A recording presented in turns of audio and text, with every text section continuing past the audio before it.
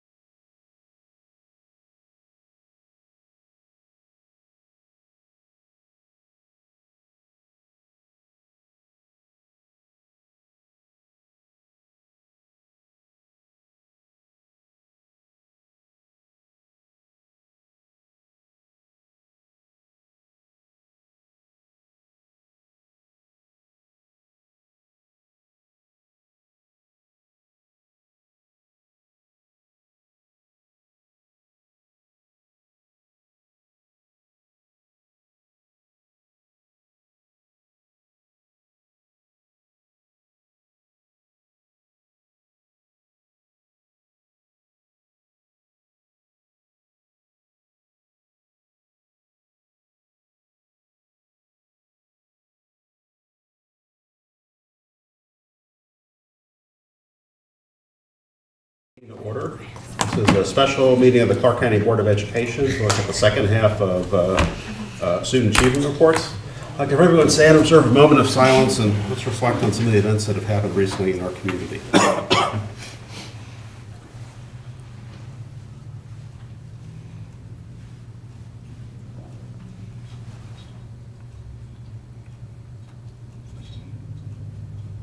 Now the pledge.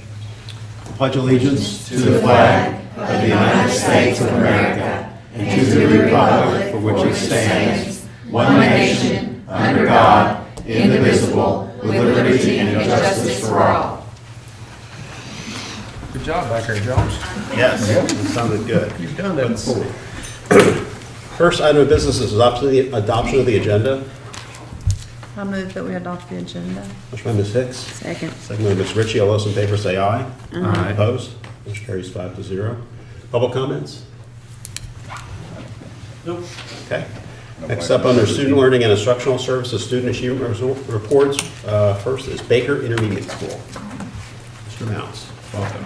Thank you. Good evening. I'm sure by now you've had an opportunity probably to look at the numbers. Our school report cards were released in early October. Just want to hit some highlights, some successes, and then share on our plan to address our areas of growth. And I'm just going to walk you through this report that you have before you. The first page you see there, just to kind of give a brief overview, math, reading, social studies, and language mechanics scores were the highest that they've been in our short history. We did meet our delivery targets in both reading and math. So we also saw significant growth. If you flip to the second chart there, you can see that we saw growth in overall achievement in reading, some slight growth overall in math. Our largest growth as far as percentage is the purple. Yeah, there you go. It's the content area that saw the largest growth, and this makes you feel good because we really put an intentional focus in targeting this. It was our social studies scores. We almost saw 10% growth with our proficient distinguished students. Our writing scores, the second to last set of bar graphs you see there, that was the area that we declined. I caution you when you look at that, the blue you see there that has 48.3, that number is a number that comes from 5th and 6th in 2016. Both 5th and 6th were tested. A more accurate comparison, because last year 6th grade was not tested. There at the end in March, they pulled writing from the assessment. We would have dropped roughly about 2 percentage points when you compare 5th to 5th. That might be a more accurate comparison. Nonetheless, What about 2015? Was it both grades? it was. What was it then, Ms. Hicks? Do you have that in front of you? 32.9. 32.9. So now this year we were in 5th grade only, when 5th grade being the only assessed subject area, we were about 36.2% proficient and distinguished. The state average was 45.9.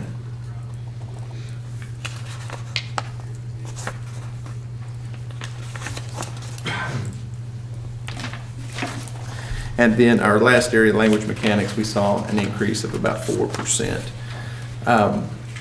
Of the three, on the old accountability with achievement, gap, and growth, our non-duplicated gap, that's where the gap is probably the one that hurt us the most as far as those three areas. We saw about a 7% decrease in our gap. In growth, that's where achievement and growth, we blossomed in those areas.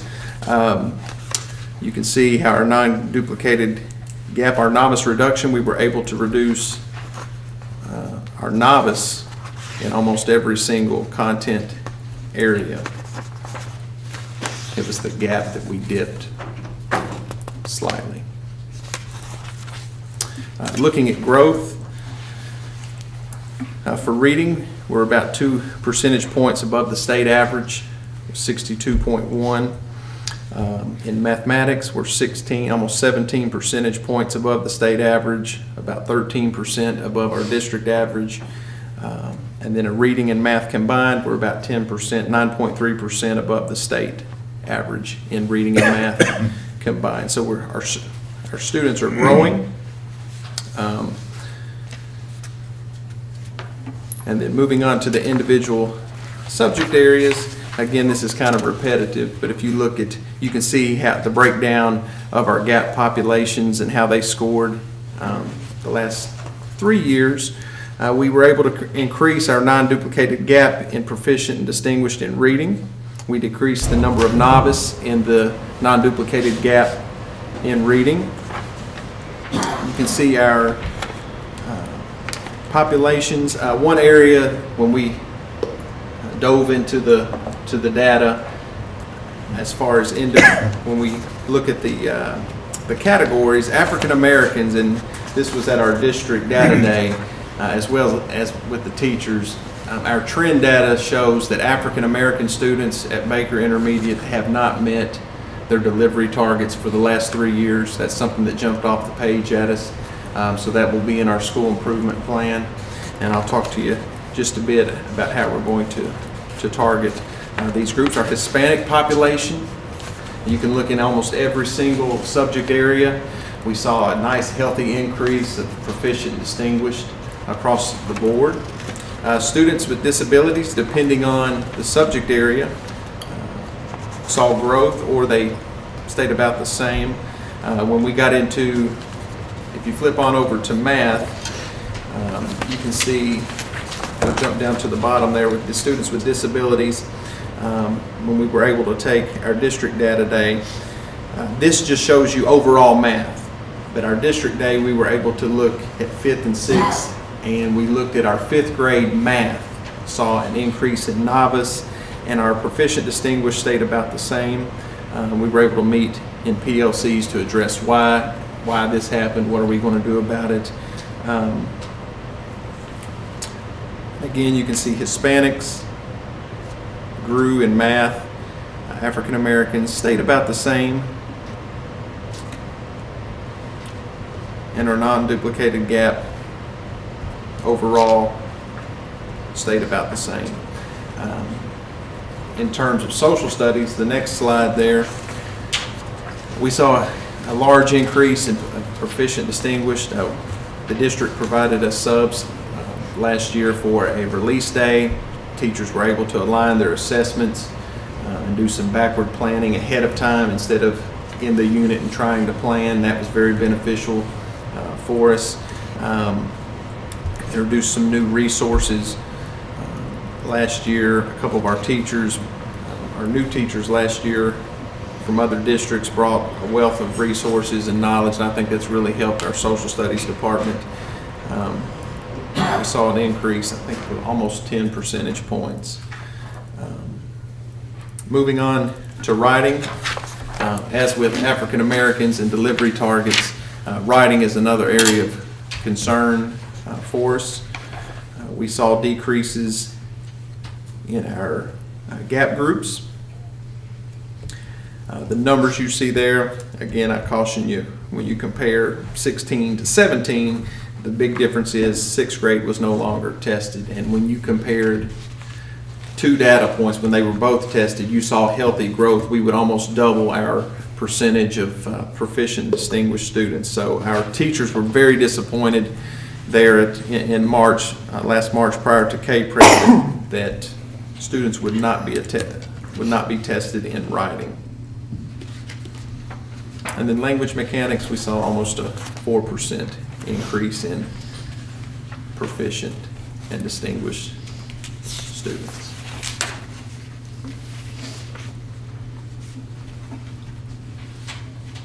Okay. Judy? Well, the writing was a foregone conclusion. You're going to tell us about that, right? Yes, ma'am. But what really stands out to me is this 80% of African Americans are not proficient in math. 80% are below proficient. Am I looking at that chart correctly? 60, about 61%. Okay. No, social studies, I'm sorry, I'm on social Is it studies. social studies? 28% novice, 52% apprentice, that's 80% below proficient distinguished. Right. Is that alarming to anyone else? Very alarming. And if you look at the trends across content areas, and I'll speak to our game plan to address African American students. Our African American population is about 5%. It's about 40 kids.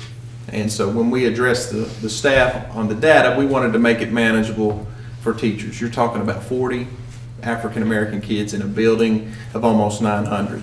So when you take 40 and you divide it by two grade levels, you have about roughly 20 fifth grade African American students, 20 sixth grade African American students. And then we're divided in teams. Each grade level has 3 teams. So you're talking roughly 5 to 7 African American students on each team in those grade levels.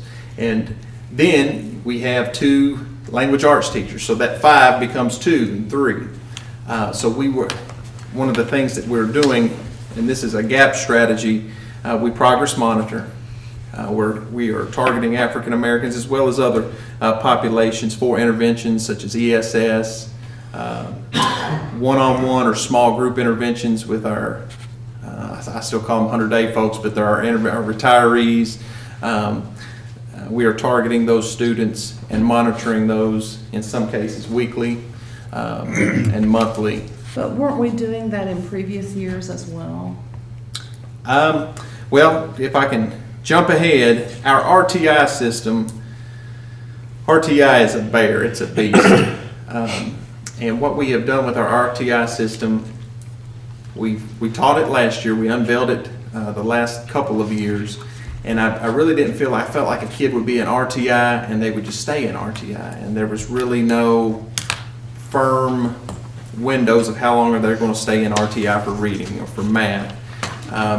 Ms. Whitaker has been working, we formed an RTI committee, and she has been working with our counselors, with our interventionists. They meet weekly. That is something that did not happen in the past. That's something that is currently happening this school year. And there are African American students that we discuss. There are students with disability that we discuss, across the spectrum of non-duplicated gap. We're talking about those students. So it is very alarming, and we are targeting those students for intervention. What is your reading program? Your writing program? Can you describe what the Our writing program, we don't have a program per se. It's a collection of various things. One being journeys, and honestly, journeys is probably, if I had to put a percentage to it, I don't know if it's the anchor,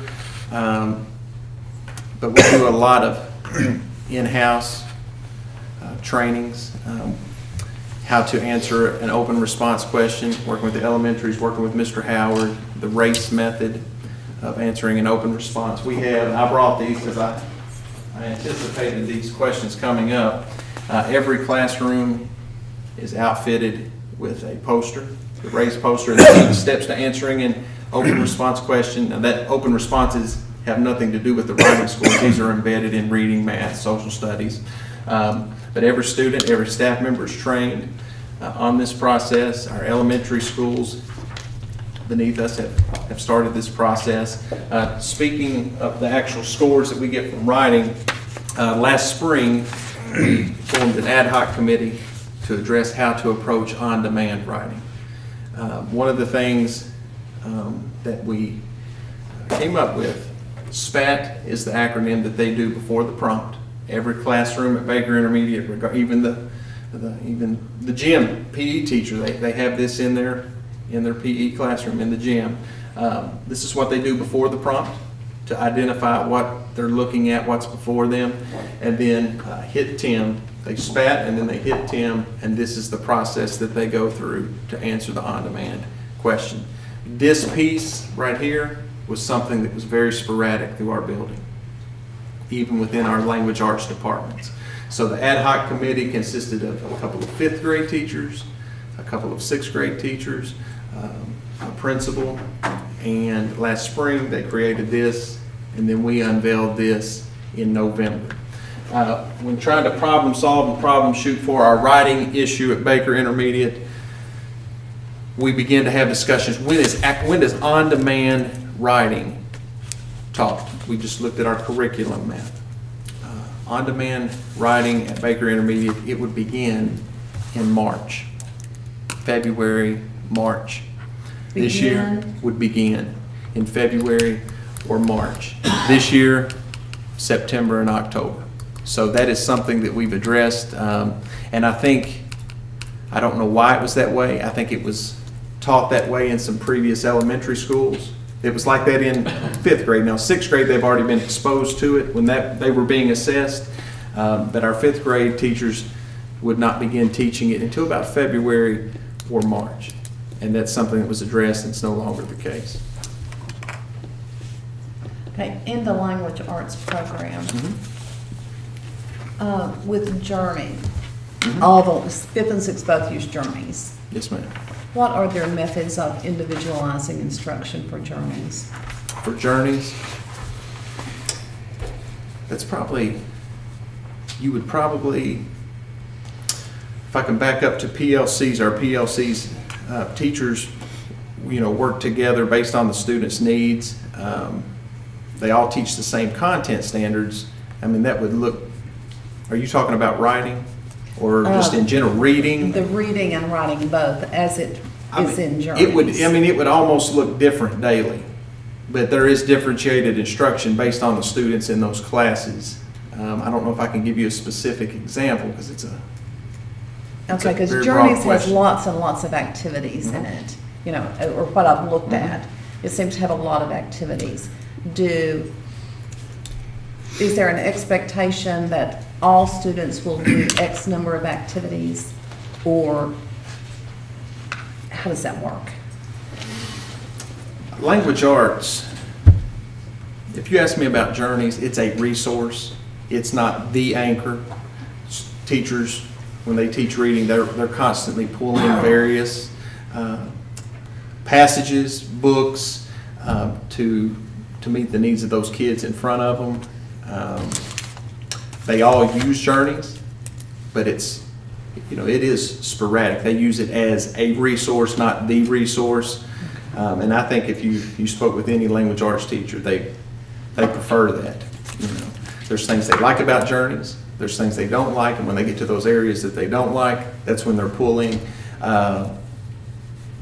news, ELA, that's readings. They do a lot of, if students are struggling with reading, they pull off news, ELA.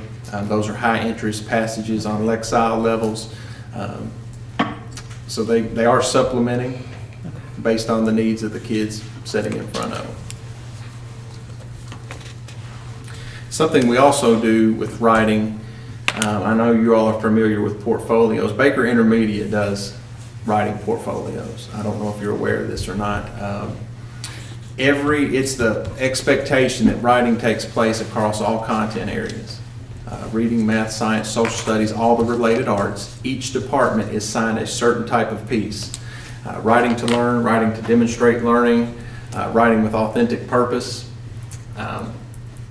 And quarterly, they have to submit a polished piece, and every child that comes in has a double pocket folder. Each pocket folder is labeled with that content area, and quarterly, our writing committee, and that's part of our writing policy, they meet to inspect those pieces. And it's something that has taken 3 years to almost perfect, and I think we've got it down to where it needs to be. And it's like the old portfolios. You had a portfolio folder and you had certain pieces. We have, fifth grade opinion, informational, argumentative, narrative. They're writing all those pieces that the writing standards demand that they do. Those are inspected quarterly, so that kind of holds the teacher's piece, their feet to the fire. That piece holds their feet to the fire as far as accountability. We've been able to have conversations about student quality of work. So that goes on, and then those folders we send to Campbell Junior High School. Now, does fifth grade, does that start in fifth grade? Yes, ma'am. Okay. We have a writing policy, and our writing policy can be found on our website, and it breaks down our approach to writing. And one of the things listed is our portfolios that we do.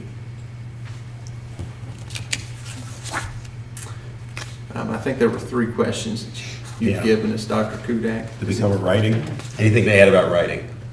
No, sir. Okay. Growth is the second. Growth, as you can see, we had success with growth in the 2016-17 school year. We plan to continue to teach the standards with fidelity using a variety of rich resources. Something that our school does, we celebrate and we highlight student success. Trying to keep students motivated. We progress monitor weekly with our gap population, and then overall we do monthly progress monitoring. Teachers record their data into Google Docs. We pull up, we look at assessments, we look at formative assessment data, something that we're very proud of. It wasn't the case in 14-15, but it has been the case the last couple of years, 3 years now. In PLCs, those are all teacher orchestrated, and teachers bring their weekly formative assessment data. They use GradeCam, they have charts and graphs, and they're pinpointing questions on tests. We need to take a look at this. Does this question need to be reworded?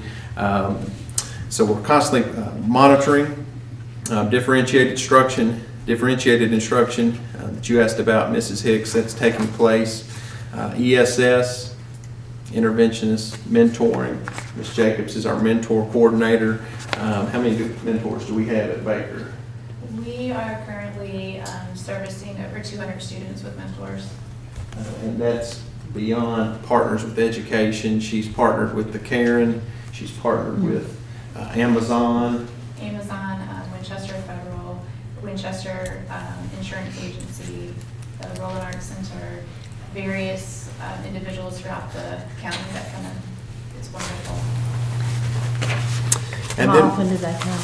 They come in once a week, and some of them meet with more than one group. And so we have one gentleman that's there for about 2 hours once a week. So it just depends on the availability of the person.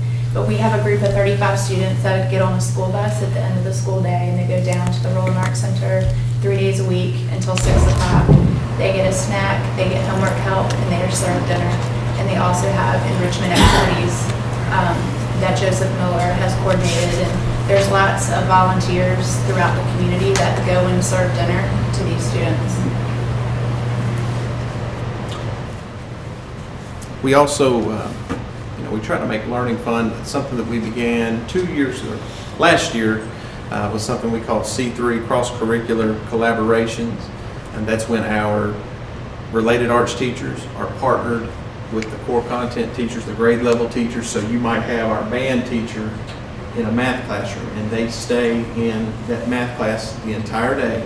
They have a lesson pertaining to music, they have a lesson pertaining to math, and that's on a rotational basis. Every kid gets that. If that kid has 3 teachers in 6th grade, they will be exposed to 3 C3 lessons throughout the year. So the kids really like that. One of the things that we've done to address growth and gap, our librarian received a $30,000 grant to buy reading materials that target lower level readers to try to spark that interest of reading. That's something that has occurred since this point last year. I wish we, hindsight being 2020, I wish we had taken a picture of our library bookshelves before and after. They're starting to get very full, and that's something we're very proud of. It's incorporating our library into the daily instruction. not just a place where you can come get a book, but a place where it's, you know, bustling with activity, not just language arts teachers, science, social studies. And I think if you came into Baker Intermediate, you could go to the library, and at any point there's at least 30 students in the library, and they're doing things other than just, you know, traditional things other than checking out books. You have writing, LDC pieces, and research for those pieces going on. So we've really tried to incorporate our library into the daily instruction of our students. Concerning GAP, Dr. Kudak, again, go back progress monitoring. One of the things in our discussions with the site-based council last spring was the possibility of getting an additional assistant principal, and I can say the addition of Ms. Jill Whitaker, it has been great. I've been able to be in meetings and have rich conversations and be among the kids and not be trapped and caged in that office. That still happens from time to time, don't get me wrong, but I've been more involved in instructional discussions, decisions, than I have been in the previous 3 years. So that has been a big help, and it's also been a big help in the progress monitoring piece. Susan and I, for the past 3 years, have, you know, I would do, trying to divide this up and cover it in 1 hour PLCs after school on Tuesdays. It was almost impossible, and now, like this afternoon, was able to meet with special education teachers and talk about who would be proctoring students in May on K-Prep or whatever the assessment will be called in the spring. And that's something that we weren't able to do, or we were hoping that it was being done by adding an extra administrator. That's been a tremendous help. We're going to continue to use data, Dr. Kudak, for making decisions, that weekly data that we see in our formative assessments, progress monitoring weekly with our RTI students. Susan has done a phenomenal job. Jill has tackled academic RTI with that committee. Susan has been running another committee with our behavioral RTI. Behavioral RTI, that is something that, you know, we had all the stuff, we were doing all the strategies, but we did not have a clearly defined process for that. I mean, we had past coaches and a school-wide discipline plan, but when it would come time to refer a student for behavior, you know, to possibly get an IEP, we would have to go back and backtrack. Well, what have we done with this student? You know, and try to get the paperwork piece in line. And now it's clearly defined, and both Susan and Jill have trained the staffs in small groups on that process and what that looks like. So we firmed up RTI tremendously since this time last year.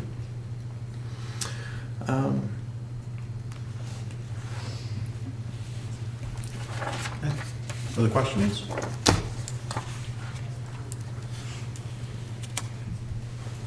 Anybody? All right, thank you. All right, thank you all.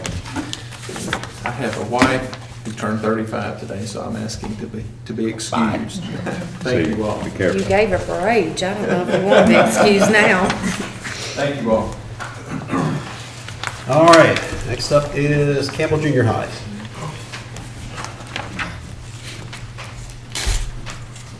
We missed the dress code. They must have went shopping together. Great minds, you got to rock a red sweater vest for a presentation. This school's blue, so. What's that? Yeah, their school's blue, so we went school coach. All right, I'm just going to hit a couple highlights. Mr. Mouse and I have a little bit different styles. I'm much more succinct, so I'll display that.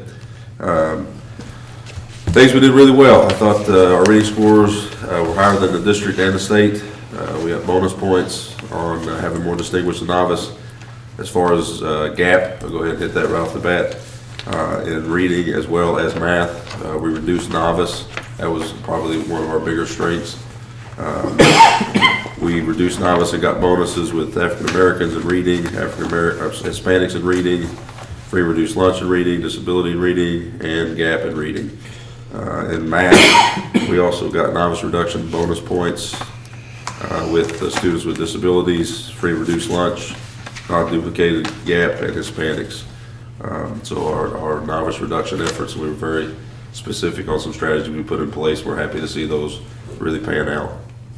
Another strength that we had was our social studies department. Overall, saw some really big gains, 7, 8 points, higher than the state and the district. Overall, staff is working very hard. Writing is atrocious.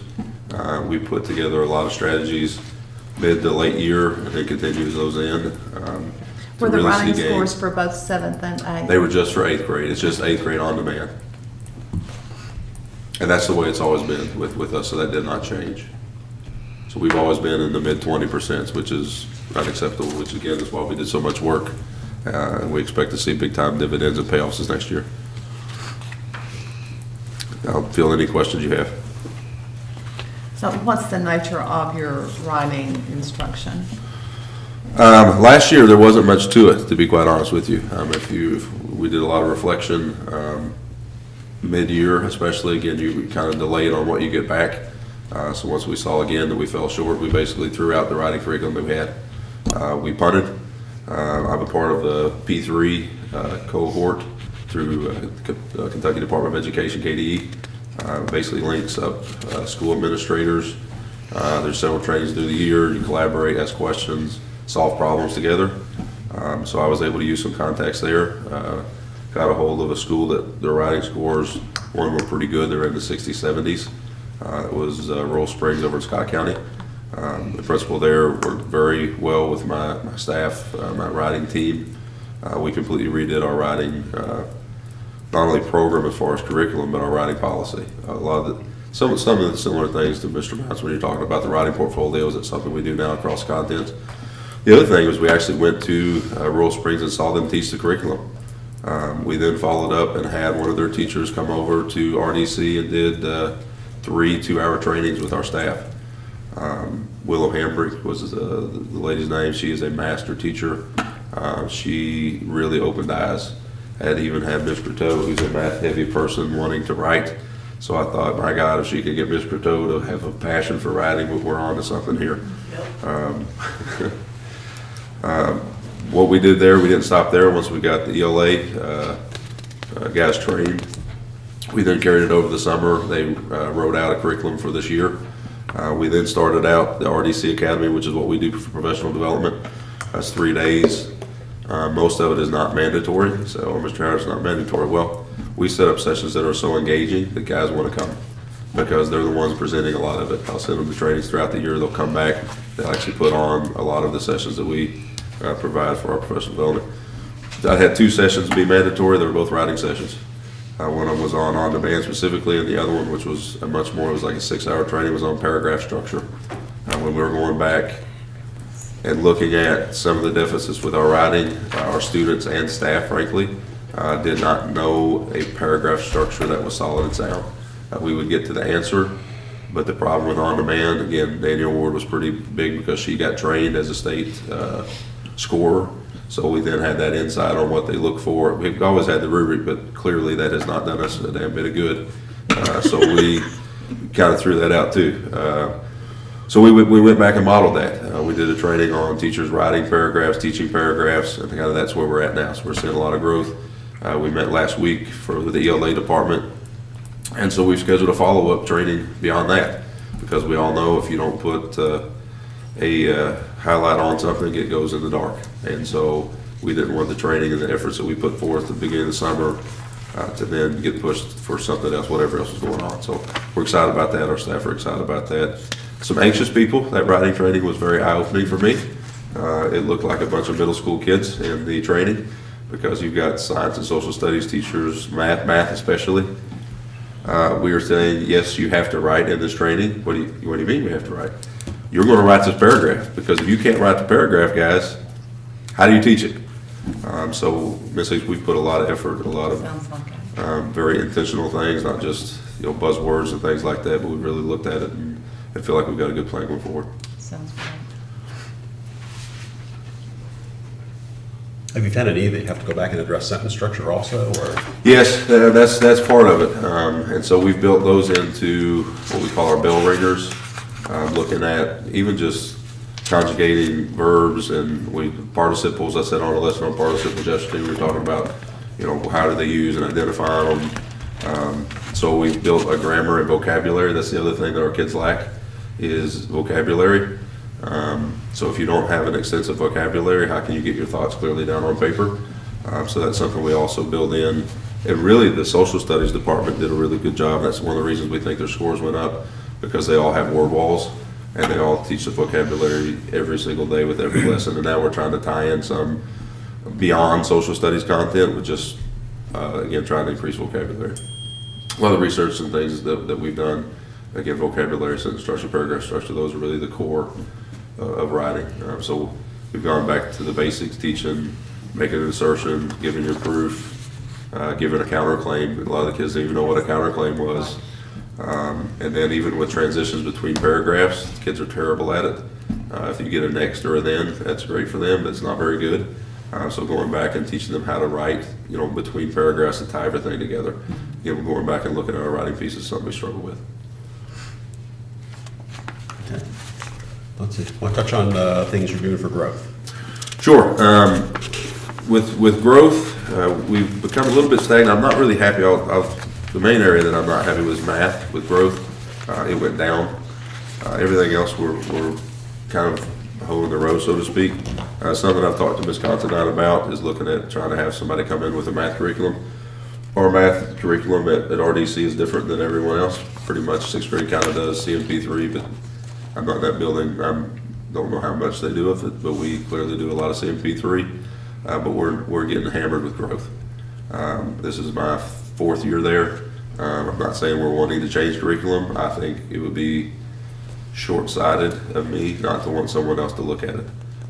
I don't balk at having other eyes or audits or anything like that, because we're trying to get better. If I don't have the answer, and again, we've trained our teachers to death on CMP3. Where we did see novice reduction was because we have intervention periods built in, where kids that are identified novice and apprentice go to interventions every day.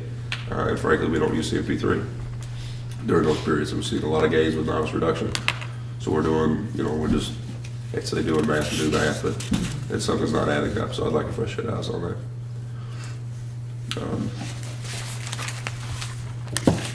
So that's really the big dip that we have. That's causing the problem with the combined reading and math growth. Okay. Student growth will be completely different next year. You guys know the way they calculate it, so Right. we'll kind of keep you It apprised on seems to that. change every year, unfortunately. Yeah, I like it actually a little bit better, the way they're going to, because you're actually comparing kid to kid and Yeah, actually their that's growth what versus makes put them in sense. categories, and do they go up a category, down a category. So again, a lot of research on that with the P3. I'm doing that again this year. Just got back from Wolf County Middle School a couple weeks ago. They're doing some pretty innovative things with their interventions over there too. So Okay. not afraid to steal, beg, or borrow, whatever we need to do to help our kids. Okay. Anything else you want to mention about GAP? Not right off hand, sir. Okay. Other questions? All right, thank you. Appreciate it. Last but not least is GRC. Here's my twin coming up, by the way. That's Harry.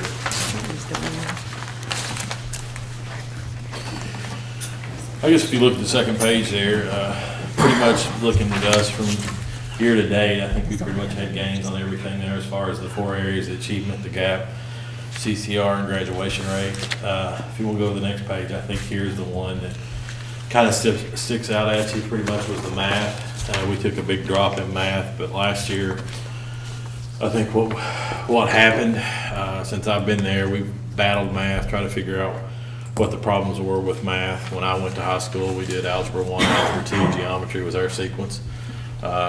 Somewhere along the line, a lot of schools have changed that sequence in the past. I mean, I think it's common, a lot of schools have done that. They go Algebra 1, Geometry, Algebra 2, so we decided we hadn't had any success any other way, so we opted to try that last year, knowing that the scores would go down, but we were trying to, in order to make that sequence change, we had to test 700 and some kids.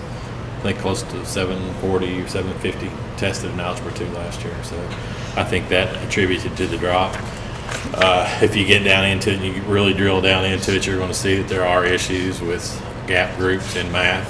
That's always been the case. It's nothing any different. But just looking across the board there, I think we fared pretty well, other than the blip in math. So what is the sequence now, David? Right now, it's Algebra 1, Algebra 2, and Geometry. And I think our thought was with Algebra 1 and Algebra 2, you lose a lot. If you can stay connected and keep going at it, back to back, we stand a better shot at it. I don't know. This may be something we may change again. I think we're grasping at straws as far as math. When you look at reading, a couple years ago we implemented Reading Plus. This year will be the big telltale sign for reading with ACT and this group test. But last year, I think I pulled some data last month when we did a presentation in Louisville, but 60% of the kids that were in Reading Plus last year at the 9th grade left at the end of the year at grade level or above. So that wasn't all the kids, but 60% of about probably 270, I think was pretty good to get them up there. So if there was something like that for math, we would probably jump all over it. I just don't know that it's out there. But I think when the ACT comes around in March, we'll be able to hopefully see some good growth with reading scores from that. I can go in depth on anything you want. I figure you'd rather ask me questions than sit here and talk. So.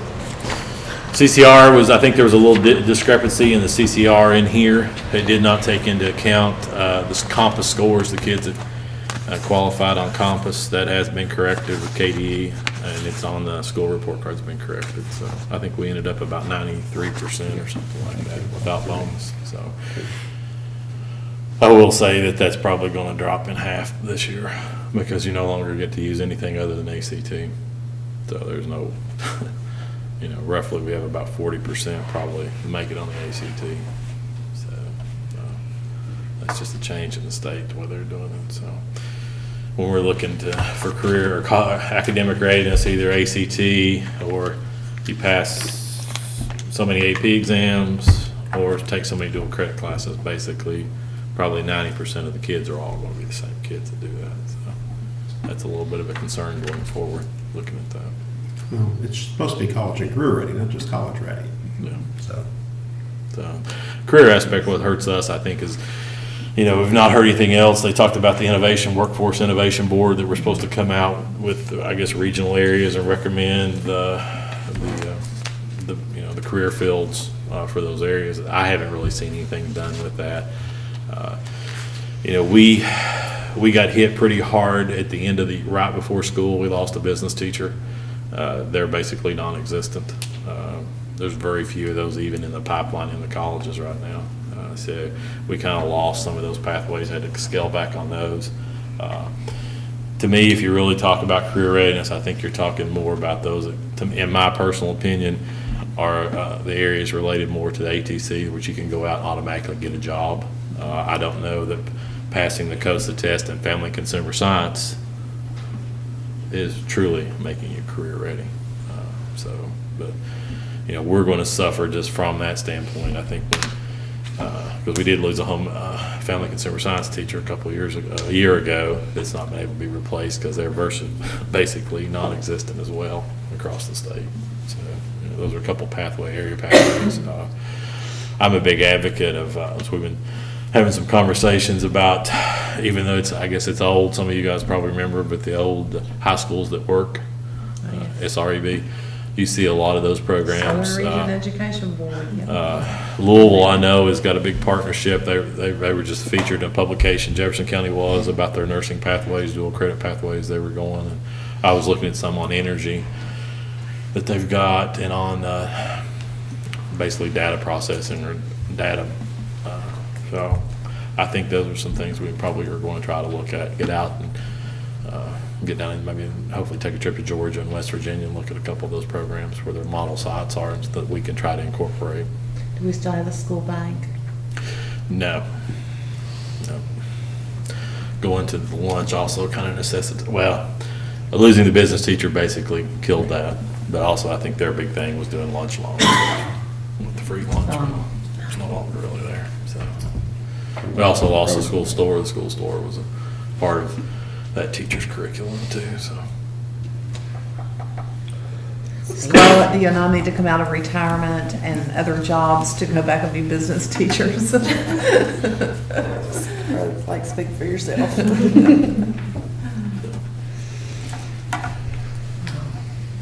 Okay, tell us about writing. You're doing better than some others. So. Well, I've had two really good teachers, I'll be honest with you. I lost both those teachers. Okay. But we've had two exceptional teachers who really took it, ingrained it. And for the last few years, they have, when program reviews really got started, they took it to heart. That was their passion. They did have committees that met and scored writing samples. Our policy requires writing samples from all content areas to be submitted, I think 4 times a year. But I know you've heard all kinds of different acronyms. Ours was CASE, which was counter, attack, support, and explain. That's what we taught the kids. And that was actually, they came up with that. But we're still continuing with it. I'm not going to say I have the leadership that I had in those areas, but it works.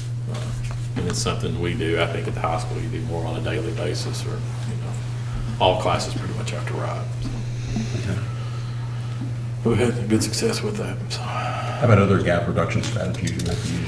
We're really pushing hard, but just with the interventions. I mean, we're in a little bit of a flux too, with everything at the high school is pretty much changing. You guys know that with the EOCs.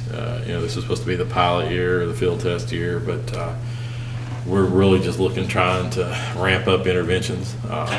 Tier 3 doesn't exist. I mean, I would like to see a high school that manages Tier 3. I mean, we've got a good grasp on Tier 2, but when you get into Tier 3, you're pretty much one-on-one or two-on-one, and it's for large schools or even small schools. I'm not sure how you manage that one.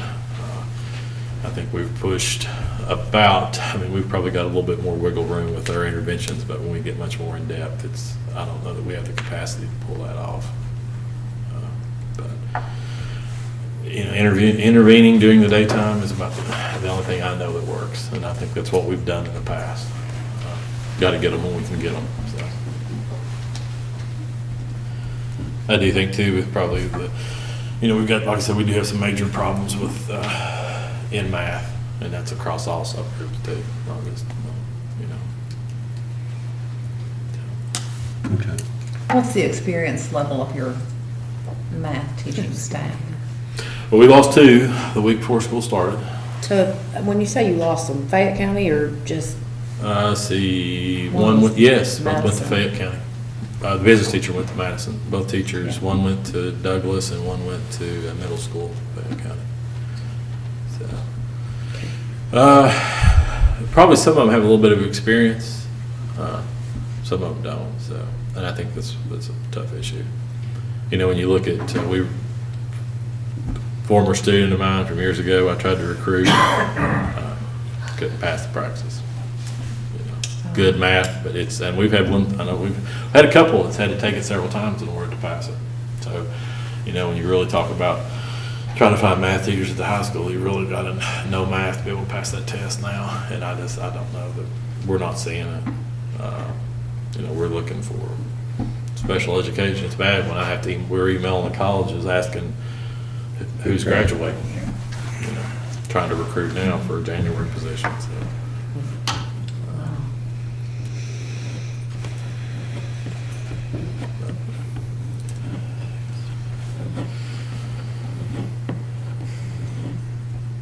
Anything else? So I guess my concerns would be simply with probably moving forward, trying to work on attacking some gap areas and also getting a handle on the new probably college and career stuff. That's the big areas we're trying to focus on. And we're realigning too. Most having to go back and realign a lot of our content areas since everything's changing. Because we've been quality core driven. That's all going out the wayside. So. Okay. Other questions? Okay. Thank you. All right. Next item on the agenda is adjournment. Make a motion to adjourn. Motion by Ms. Ritchie. Second. Second by Ms. Crowder. Those in favor say aye. Aye. Opposed? Motion carries 5-0. The board is adjourned at 6:51 p.m. Plenty of time to catch tip off. What time does the game start? I don't know. It's the first one, isn't it? Yeah. Oh. Past my bedtime. It's new.